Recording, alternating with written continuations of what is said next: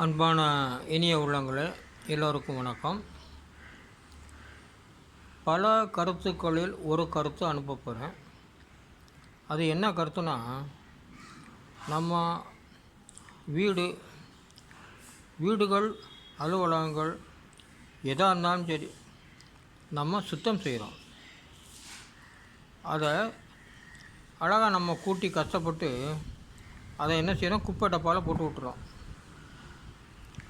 ஆனால் அந்த நம்ம சுத்தம் செய்கிறதுலேருந்து அந்த குப்பைன்னு நம்ம சொல்கிறோம்ல, அந்த குப்பையில் என்ன நம்ம சேர்த்து போட்டோம் அப்படின்னா நமக்கு தெரியாமல் தாய்மார்கள், தகப்பன்கள், இல்லை யாராவது வச்சுக்கிறோங்களேன், அவங்க இல்லை நம்ம ஏதாவது ஒன்று கீழே விழுந்திருக்கலாம்.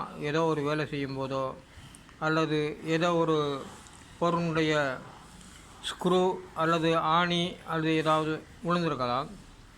அதை நம்ம கண்டுக்கிறதே கிடையாது. இதுக்கு மேற்கொண்டு என்னென்னா, தங்க பொருள்களும் இருக்குல்ல, தங்கம், வெள்ளி எதாக இருந்தாலும் சரி வாங்கிட்டு வந்துடுறோம். அதுவும் இருக்கும், சொல்ல முடியாது. சில்லறை காசுகள் அதுவும் விழுந்திருக்கும், அதுவும் சொல்ல முடியாது. இதெல்லாம் நம்ம கண்டுக்கிறாமல் நம்ம என்ன பண்ணுறோம், நம்மளுடைய வேலை முடிஞ்சு அப்படின்ட்டு நம்ம என்னென்னா வேகமாக கூட்டிட்டு அதை அந்த குப்பைத்தட்டில் அள்ளிட்டு குப்பையில் போட்டு விட்டுறோம். ஆனால் நாம் வாங்கி கொண்டு வந்தவுடைய பொருளின் ஒரே ஒரு பாகம், அதாவது ஏதாவது ஒன்று காண இல்லை அப்படின்னா நம்ம தேடிக்கிட்டே தெரிவோம். ஆனால் நமக்கு அது ஞாபகம் வருமா, நம்ம காலையில் கூட்டி குப்பையில் போட்டிருக்கோம், அதில் தான் இருக்கும் அப்படின்னு நம்ம நினைப்போம். ஆனால் அந்த குப்பையை நம்ம கலர் எடுக்க முடியுமா? கலர் எடுத்தால் கிடைக்குமா? அது சொல்ல முடியாது. இதனால் நம்ம உஷாராக தான் இருக்கணும். அப்படின்னா விழிப்பாக இருக்கணும் இந்த விஷயங்களில். அதுதான் நான் சொல்ல வரேன். இனிமேல் மீண்டும் சந்திப்போம். இதுவரையிலும்